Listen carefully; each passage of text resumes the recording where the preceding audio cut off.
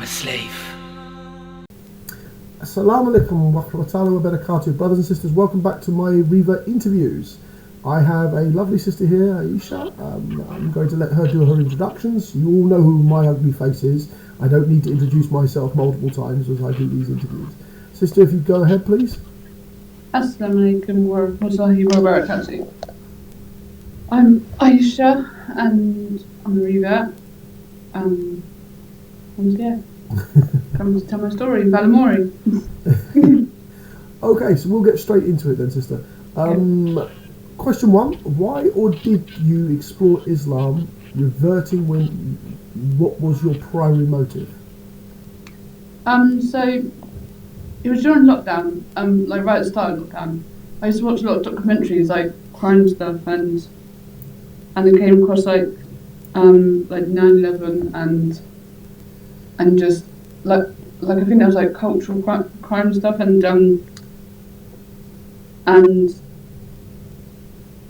I believe I was watching ISIS that tomorrow because I was like disgusted with what they were doing, and I was just like, I think I was I don't know, 30, yeah, I was like 28, no 27 actually, and I thought to myself, if like Islam and Allah is such a big thing, how come I don't know about it? Because I thought I knew what I thought I knew what Muslims were, but I actually thought they were current munchers, unfortunately. but yes, so then I was just like, it's puzzled me. I was just like, how come I don't know what it is? And so I went on the internet and was like, I just went on a search for Allah and Islam, and then I came across my debate videos, and in the past, like I did quite a lot of like, I had quite a bad childhood, and it used to bother me every single day, and I used to get anxious over it, and I used to be scared of dying, and I was always trying to find the answers. And then as soon as I come across my debate videos, the first video I watched was have a good death, and I was just like, how can you have a good death? Like, what's a good death? And like, yeah, as soon as I watched it, I was just like, wow, like, yeah. Mufti Mink is an incredibly articulated individual. Yeah, it's just like, yeah, because I just thought like once we're dead, that's it. Like, yeah. Most atheists tend to think that there is nothing more. So let's get on with the second question, sister. How long have you been a Muslim? I know it's boring, but everyone asks. I've been Muslim almost a year, and just so next week. Wow, I mean that's a little less than me. I mean I'm approaching my second year now. Do you study? Feels like I've been Muslim for years and years. Like I don't feel like I've any like people still call me baby. I'm like, I'm not baby. Do you study under an Islamic sheikh or self-taught? I don't. I'm not under like any courses, but I am in contact with like Sheikh Mohammed and like the Iman Academy, and yeah, I feel like I do a lot of Islamic learning, but it's not under anyone in particular. Okay, well, that's completely understandable. Have you explored a creed as of yet, or do you intend to if not?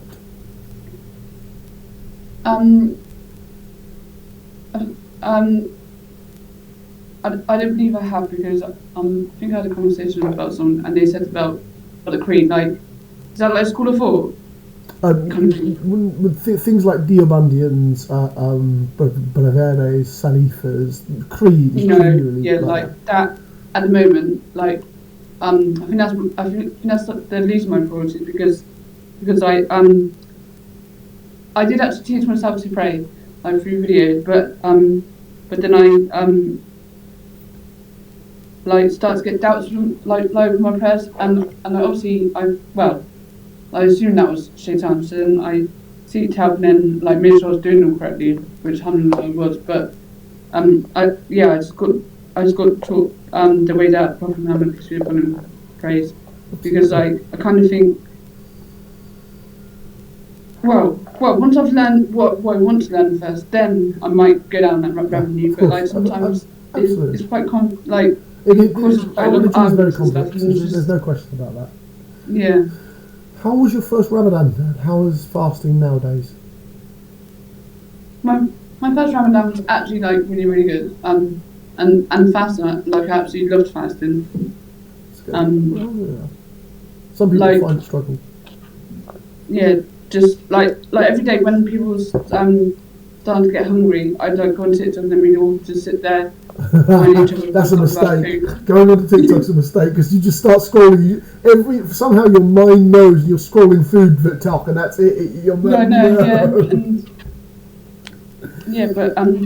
yeah, it was successful. But I was all on my own, so but I was kind of glad that I went that on my own, just because then I know the feeling of being on your own. Yeah. So I can That's a problem for most revert, sister. It's a very common thing amongst all of us. Yeah. So now I felt that feeling. Now I feel empathy for someone else, and then if they're able to come to me or I can go to them, then I will, inshallah. Absolutely. What are your goals Islamically in 5 years, sister? Hopefully, me and our sister, well, she's actually in Ohio though, but we're both reverts, and we notice that people take the shahada and then just sometimes they get left in limbo, they don't know where to go, and so we're doing all these courses, so then we can try and set up a website for reverts or even born Muslims, because I come across quite a lot of born Muslims that haven't been taught anything and they want to learn. They want to wear hijab, but they don't know where to go. So for me, it's not just about reverts, it's about born Muslims too. But hopefully, inshallah, we'll have some sort of place online where they can go and. Completely. So my next question, sister, which would you prefer, to memorize the Quran or learn fiqh, or do both? Your volume gone. Say again? Oh, no. Oh, sorry. I thought your volume went then. No. What would you prefer to memorize, sister? The Quran or learn fiqh, or both? I'm more excited to the Quran in Arabic. Memorizing Quran. Yeah, no, that's perfectly understandable. How did your family react, if you don't mind saying? My sister said that I was brainwashed because she watches a lot of TV, and she's very much into the media and TV and stuff like that. And she was like, "Oh yeah, who's your husband?" And I was just like, "Really?" I was like, "I'm not married." She didn't tell you, "No, I'm not married." And my brother was over the moon. He was just like, "I'm so glad you've done something for yourself." And my mum, my mum, I didn't speak to her for 8 years just because I blamed her for my past. And but coming into Islam and learning the importance of our mums and families, I then was able not to cut ties with one's kin. Yeah, very very important. Yeah, and I longed for her, and then I got in touch with her, and she asked for a picture of me, and I just sent her a picture of me in the hijab. She was like, "Oh my God, you're beautiful." And then a few months after, she then took a shahada. Alhamdulillah. That's amazing. See, these are the things that we are taught to embrace. By keeping family ties, we can draw them into the embrace of Allah. Yeah. Okay then, sister. Number 8. What mistakes would you advise new Muslims to avoid as they are exploring Islam, from your experience? When people say to you, read the Quran, read the Quran, read the Quran, yes, Quran is important because that's to me that's the main thing. Well, other than 5 pillars, but don't think you need to read the Quran, learn Arabic, do all this, do that, baby steps. Don't, because I don't know, at the start I kind of bullied my own brain, oh yeah, you need to do this, you need to do that, and then but yeah, luckily I stopped and just. Take it in small steps, sister. Take it in small steps. Yeah, everybody. Alhamdulillah, it's the only way to move forward. As long as you're taking progressive steps slowly forward, things go well. It's even just one step on even just one page of the English transliteration a day. That's better than nothing. Absolutely. What was the hardest part of Islam for you to adjust to as you reverted?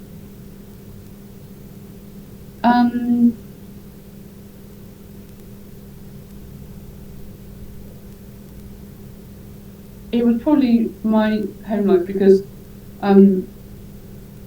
like before I reverted, well, every lockdown, just everything got on top of me, and I was a bit of a clutter monkey before, which I was a manager in the charity shop. Mm-hmm. So like I used to get all the bargains and yeah, just my house has become massively cluttered.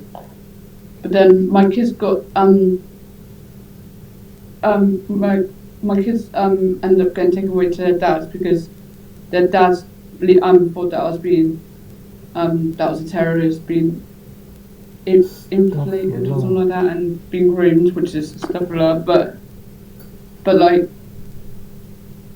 and but also there was like a point when like the authorities were like, oh yeah, your kids can't live in the house, even though it wasn't that bad, but like the way that was going on, and like yeah, it was like the biggest part was changing my mindset and my whole house, like because as much as people say it's not, like Islam is the way of life, like cleanliness, money, everything. It's a complete lifestyle system. Yeah, and yeah, just So, what advice would you give the wider online and offline Muslim community when dealing with reverts from your own experience? Don't listen to debates because debates aren't always healthy for people, and yeah, just don't like.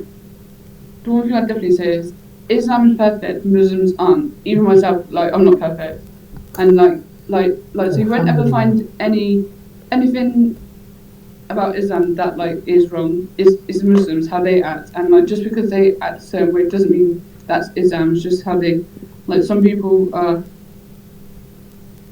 different, and just don't take the Muslims to heart, but take Islam to heart because we don't want to go. Alhamdulillah. So, sister, how do you deal yourself with Low Imam? I'm crying my grandma. But fantastic answer. Yeah. More complicated than that. And I just put on surahs and then just.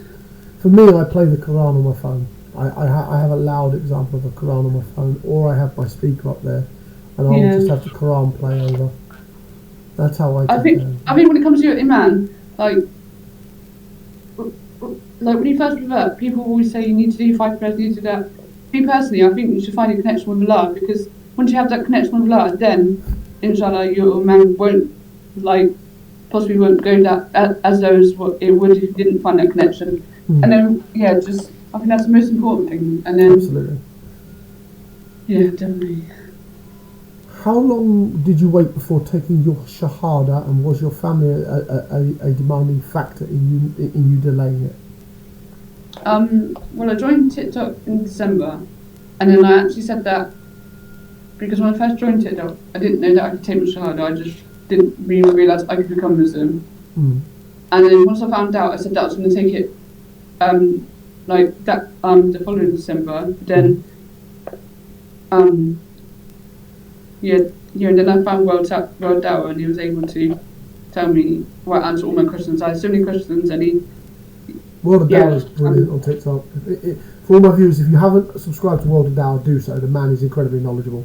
Yeah, literally. And like people find him like abrupt sometimes. It's just like he's not abrupt. He's just telling you the truth. He's not going to sugarcoat it. So, and that's what like literally happened. Without a shadow of doubt.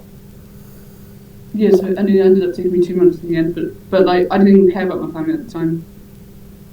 I was just like, fine now, I found the truth. That's good. That's good, sister. Alhamdulillah.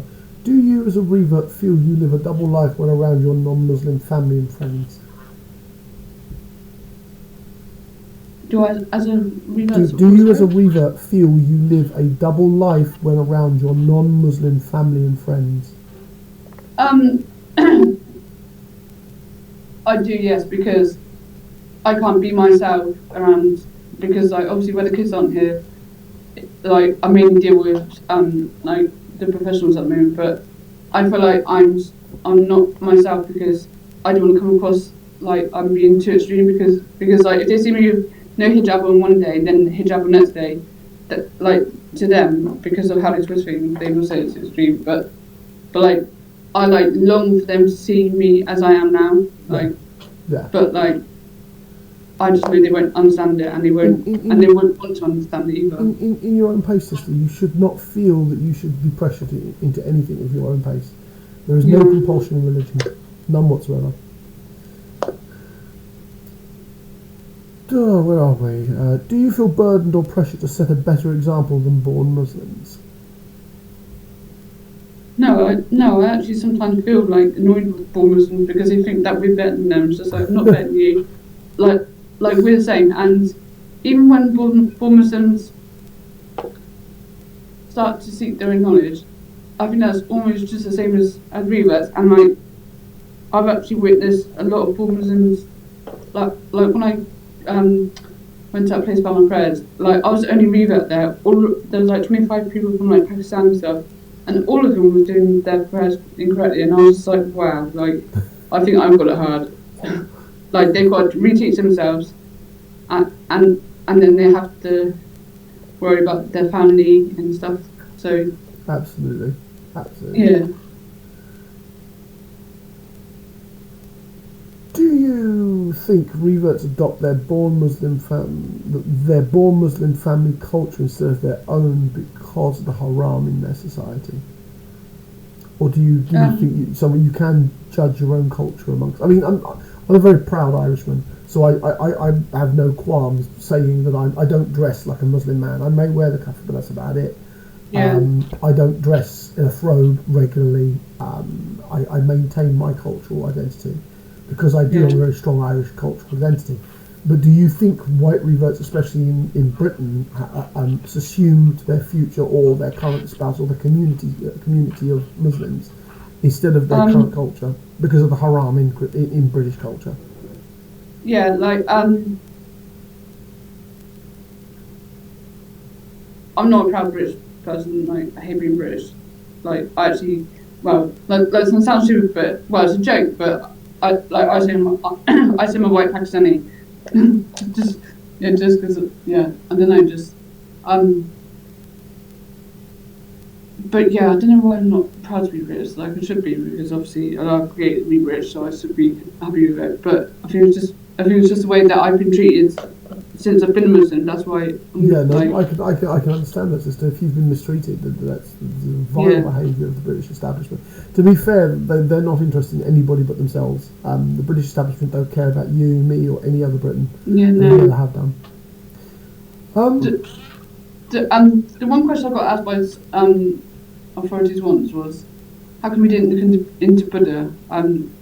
Buddhism.